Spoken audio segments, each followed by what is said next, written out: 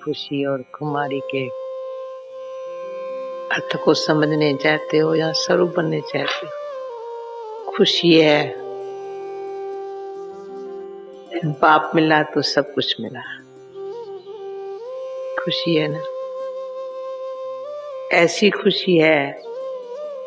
तो एक बारी हम लंदन में मूली पड़ी थी। बाबा ने कहा तुमको इतनी खुशी हो जो तुम गम को खा जाओ। तो ऐसी खुशी है जो गम को खा जाती है। गम आ नहीं सकता, वो तो खत्म, पर गम को खत्म कर दे ऐसी खुशी हो बाप के मिलन की, तो सदा मिलन मनाने की खुशी। जो मिलन मनाने जानते हैं उसके पास गम आ नहीं सकता। मिला है बाबा तो सदा मिलन की भासना हो, वो फीलिंग हो। जिसके पास वो फीलिंग बाप के मिलन की है सदा, उसके पास कभी बैड फीलिंग आ नहीं सकती। दुख देती है, गम ले आती है बैड फीलिंग। तो सदा अपने फीलिंग को बड़ा अच्छा प्योर स्पिरिचुअल बनाते जाना है।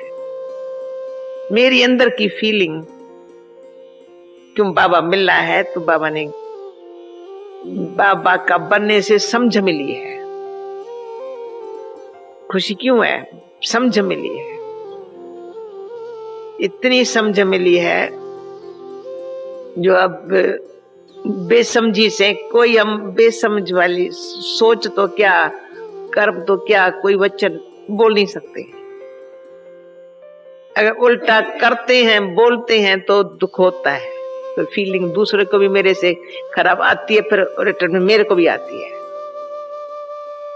अगर थोड़ा खराब सोचते हैं तो हमारी प्योर फीलिंग खत्म हो जाती है। अपने लिए चाहे दूसरे के लिए फीलिंग अच्छी नहीं होती। खराब थोड़ा सोचा, किसके लिए है? खुद के लिए। जो अगर निराशाई का भी सोचो, उदासी का सोचो तो कैसा लगता है? जैसे कमजोर, अकेला। पर बाबा मिलना है तो बाबा समझ दिए। साथ और हाथ का अनुभव तभी होता है जब समझ है। समझ ठीक काम करती है तो साथ और हाथ का अनुभव होता है। तो मास्टर सर्वशक्तिमान भी अपन को समझते हैं। सदा खुशी में रहने वाले सदा कभी खुशी को, किसी हालत में भी मेरी खुशी कोई छीन नहीं सकता। खुशी गई मन हार खाई, हार खाई तब खुशी गई। हार क्यों खाई? जैसे कल बाबा के साकार मुरली में था, देवाला कौन मारते हैं? जो बेसमझ होते। और आज बाबा ने क्या कहा? कभी भी कोई भी कर्म हुआ तो जैसे कंगाल बन गया, बादशाह से कंगाल। यहाँ तो बस बाबा मिला तो सब कुछ मिला, खुशी बहुत। और कोई भी कर्म किया, कोई संग दोष में आए, यहाँ पर एक कर्म मंदिरों के कोई वश हुए या पुराना संस्कार इमर्ज हुआ या कोई ऐसे वायुमंडल का असर हो गया, तो हर एक अपने आपको उस गरी सूरत देख जैसे कंगाल की शक्ल। हम तो साखी होकर देखते हैं। वो कहते तुमको कैसे पता चला? मैं कहता तुम्हारी शक्ल ने बदलाया। शक्ल ही बदल जाती है एकदम। वो जो कर्म इंद्रियों के वश जो उल्टा कर्म हो गया ना, कर्म के पहले वो जो सोचना, अपवित्र ख्यालात वाला भी चेहरा जो है ना, ऐसे लगता है जैसे गिरती कला। उनको फिर क्या होता है? जो बाबा ने कहा ऐसे संग साथ का से किनारा करने के ख्याल आते हैं। तो किनारा करने का ख्याल आना बहुत बुरी गति को पाना। जरा भी किनारा करने का हमको डर लगता है जब कोई कहता है ना मैं किनारा करने चाहते हैं। शक्ति भवन या पांडव भवन से कहां जाने चाहते हैं? अरे तुम शक्ति भवन पांडव भवन से कहां जाएगा? क्या हाल तुम्हारा होगा? शक्ति भवन या पांडव भवन से कहां जाने चाहते हैं? अरे तुम शक्ति भवन पांडव भवन से कहां जाएगा? क्या हाल तुम्हारा होगा? ये संगठन में रहना या संगठन बनाना, बुद्धि से शिव बाबा का साथ है, परंतु यहाँ ब्राह्मण का संगठन न होता तो बाबा के से बुद्धि के जो साथ है ना वो नहीं मिल सकता। तो कई बार संगठन के महत्व का पता न होने के कारण संगठन की शक्ति नहीं ले सकते हैं। ये संगठन 4 का भी, 8 का भी, 100 का भी, हजारों का भी संगठन शक्तिशाली बनाता है। कई बार आप सबको अनुभव होगा, आप अकेले योग करो, थोड़ों के बीच में करो और हजारों के बीच में आओ, कितनी साइलेंस की शक्ति।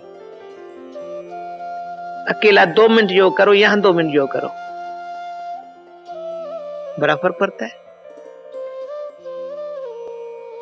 तो हमेशा संगठन में रहना, संगठन बनाना, संगठन के लिए रिगार्ड रखना, संगठन से सुख पाना, शक्ति पाना, तब भी असार संसार से सदा के लिए बेहद का वैराग हो जाता। उससे हमारा कुछ नहीं है। अभी हम उनको भी परिवर्तन करने वाले हैं। कैसे करेंगे? हमारे संगठन की शक्ति करेंगे। हम अपना लक्ष्य रखेंगे, बाबा का साथ लेंगे, पर कैसे होगा? संगठन की शक्ति से।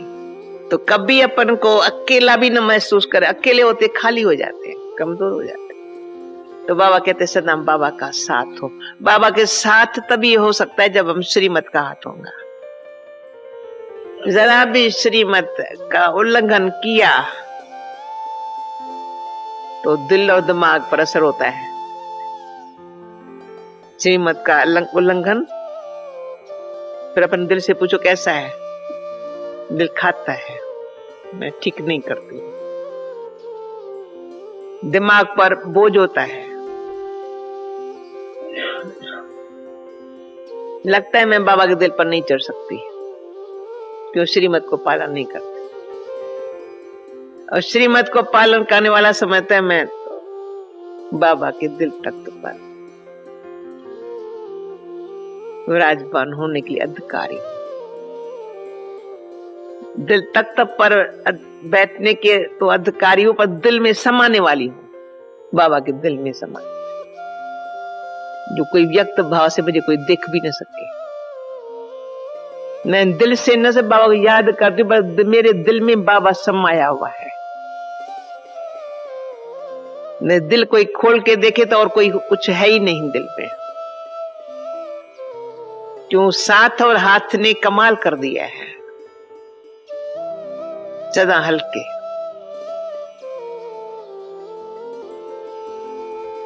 शब्द है ये है ही नहीं हमारे ऊपर कोई जिम्मेवारी है, हम कुछ नहीं करते। जिम्मेवारी शब्द भी नहीं है, क्या करते? बाबा करा रहा है। और अपना भाग्य बनाने के लिए हमारा भाग्य बनता है।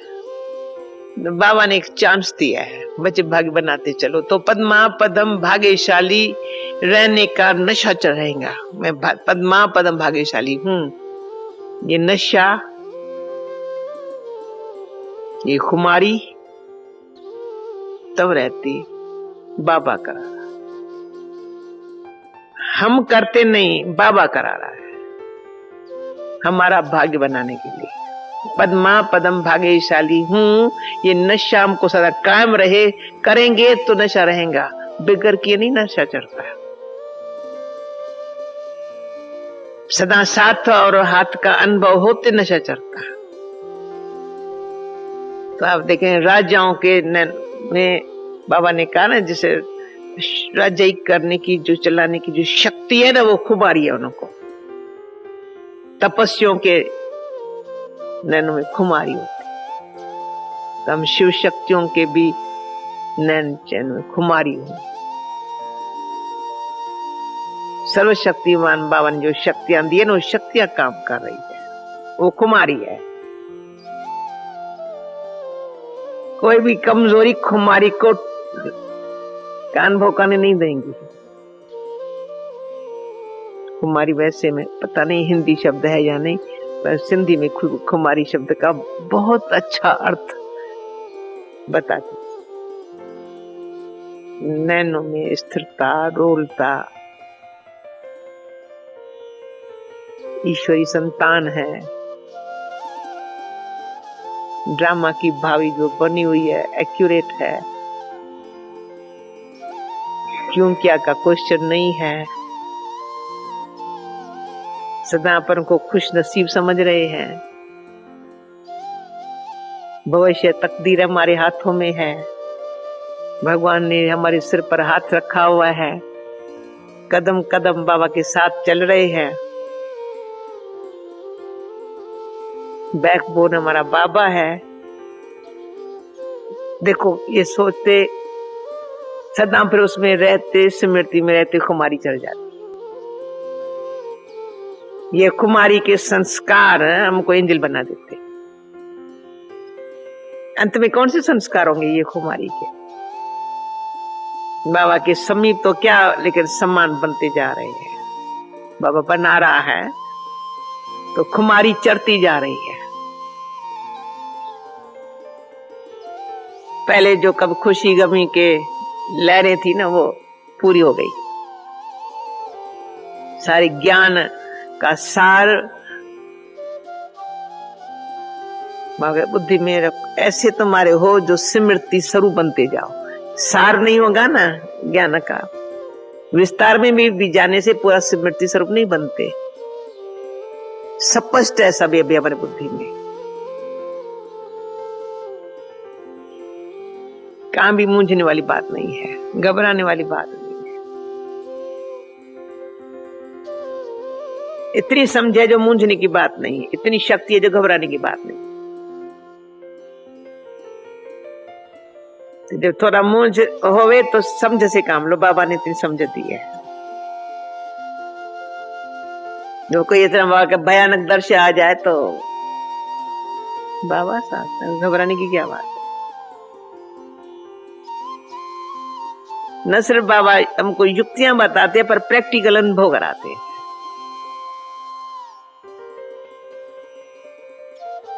अनुभव करते करते करते आखिरी ऐसी मूर्तियां बनते हैं, जैसे बाबा दैवी मूर्ति बना करके हमारे अनुभव की मूर्ति औरों को अनुभव कराएंगे।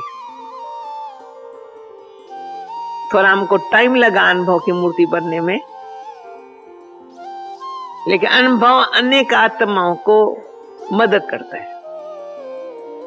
उनको टाइम नहीं है, लेकिन अनुभव मदद बहुत करता है।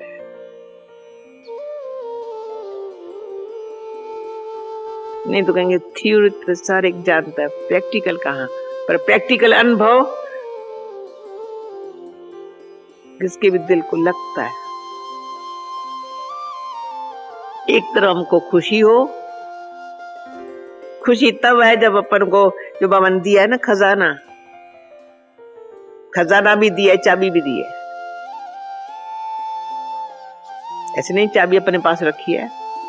कोई कोई बूढ़े बाप होते हैं ना, विल करते हैं, चाबी अपने पास छोड़ते नहीं है, कहते मरने के बाद। और हमारा बाबा कैसा है, विल करके अब भी कहता है तुम ऐसे नहीं पीछे। और ये साकार से बाबा अव्यक्त हुआ तो और क्या किया, और एक फ्री साकार में होते भी अव्यक्त होते, बच्चे खजाने के तुम मालिक हो।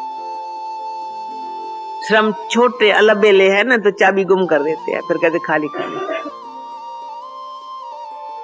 कईयों को होता है ना चाबी संभालना नहीं आता है, घर के मालिक होंगे सब, चाबी भटकती रहेगी, चाबी ढूंढने में टाइम गमाते रहेंगे। जिसकी चाबी गुम होती है उसका चेहरा कैसा होता है, मूंझ जाता है। तो कई बार हम हंसते कहते तो मूंझते क्यों, घड़ी घड़ी मूंझते। मूंझने वाली भी एक आदत हो जाती है, छोटी मोटी बात पे मूंझना और घबराना। जैसे पुराने माँ बाप का वर्षा है, लौकिक का अंधकार, वो मिला हुआ ना मूंझना और घबराना।